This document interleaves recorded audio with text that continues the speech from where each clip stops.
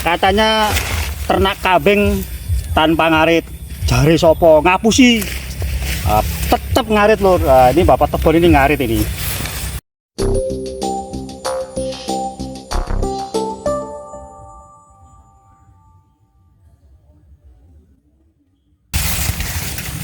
Assalamualaikum, selamat siang. Hari ini saya sedang di kebun jagung untuk memotong ini kebun jagung. Ini adalah proses awal untuk pakan kambing ya. Jadi ini seperti ini jagung di umur sekitar 80 hari.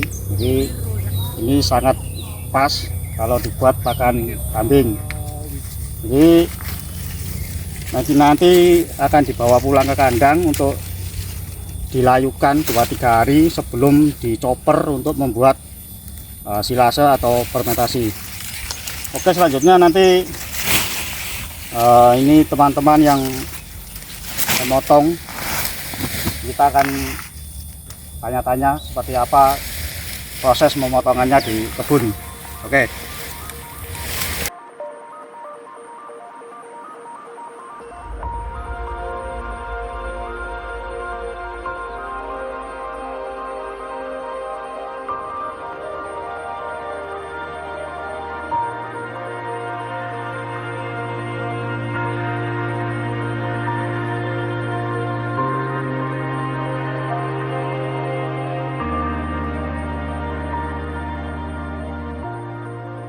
Nah, ini lur, katanya ternak kambing tanpa ngarit.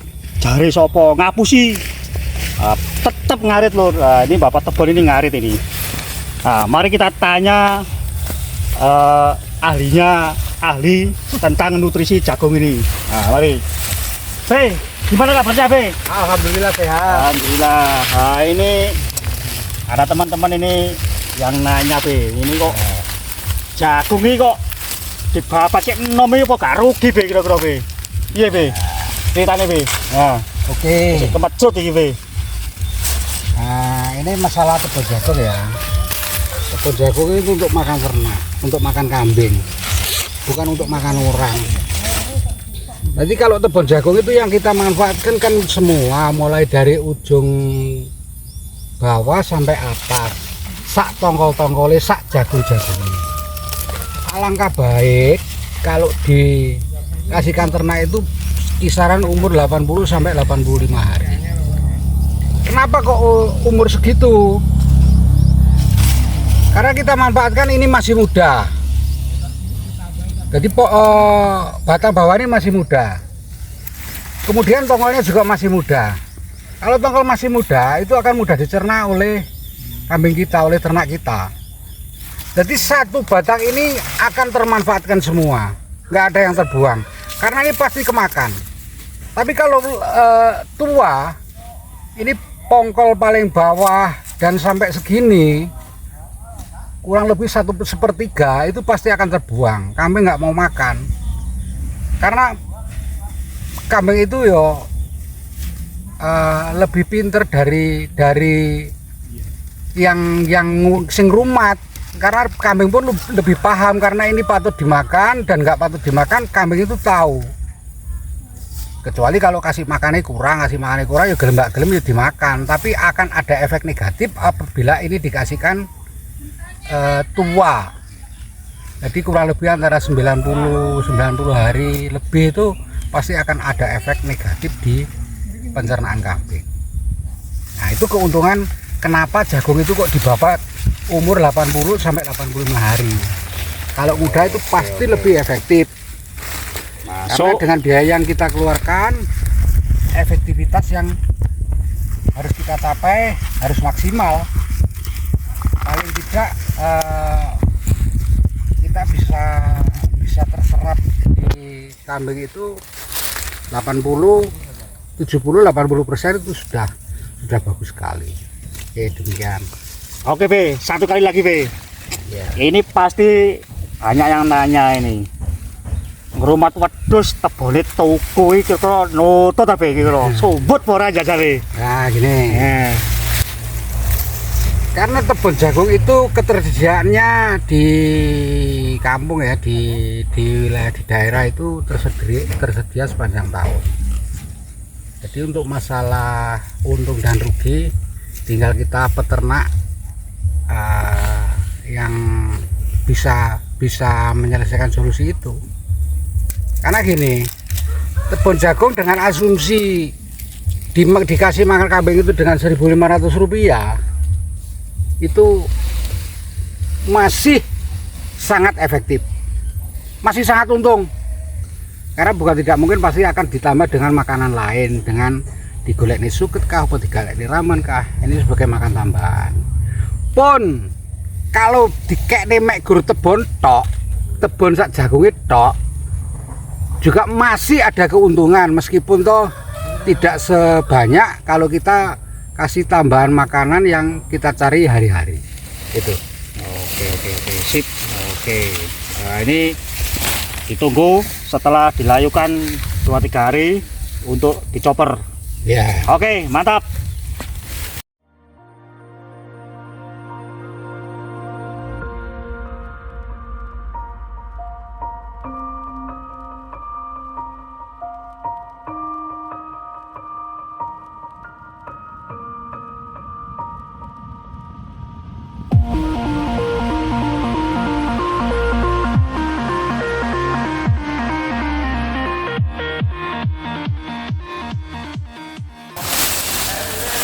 Nah ini kebun yang hasil panen kemarin yang di Tegalan itu, ini setelah dilayukan selama beberapa hari, kurang lebih sekitar 3 atau 4 hari. Ini tujuannya untuk mengurangi kadar air, jadi kebunnya tidak menguning seperti ini. Nah ini sebelum proses pencoperan kita lanjutkan dulu.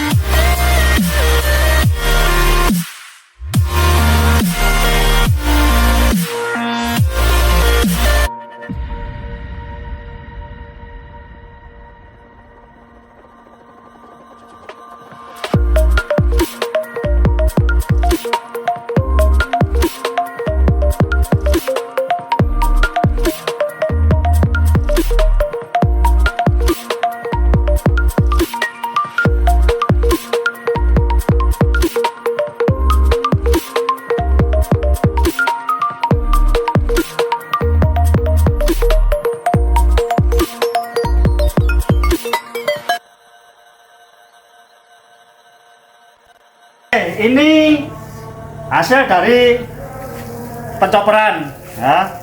Setelah dicoper hasilnya seperti ini. Nah ini ada beberapa orang itu suka yang kasar atau geroboh. Nah, ada beberapa orang suka yang lembut. Kalau untuk saya sendiri agak lembut ya, tujuannya untuk memudahkan dalam proses pencernaan. Nah setelah selesai dicoper, kita akan membuat 2 varian. Maksud saya yang satu untuk silase dan yang satu untuk complete feed. Jadi prosesnya sama, tetap disimpan di dalam tong anaerob, kedap udara, tetapi prosesnya yang beda. Nah, nanti sebentar lagi ini kita masukkan ke dalam tong.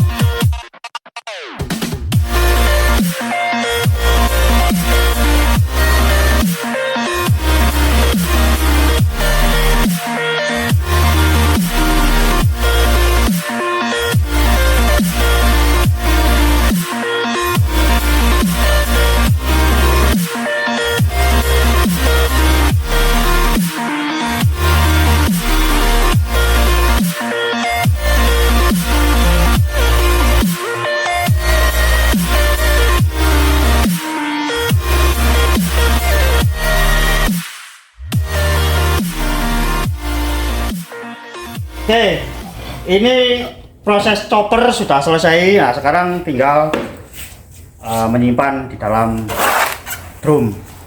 Nah, sekarang ini tadi saya sudah katakan untuk membuat dua varian, yaitu silase sama fermentasi. Nah, yang ini kita buat varian yaitu silo ya, atau silase. Prosesnya tetap sama dengan yang fermentasi, kedap udara, diinjak seperti ini biar padat. Jadi bahan aktifnya atau probiotiknya itu alami, yang terkandung atau yang ada di dalam dedaunan ini, bahan ini ada probiotiknya tapi alami. Jadi untuk kualitasnya silase ini tetap, nanti nggak ada peningkatan. Nah, ini sedikit tentang silase.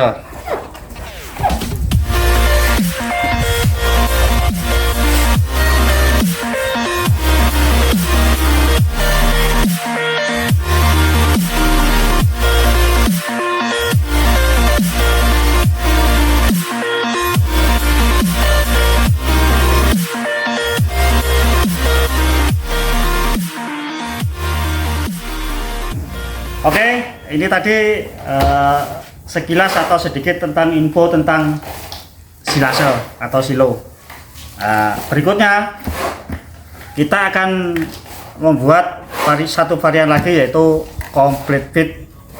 Ditunggu di episode selanjutnya. Oke.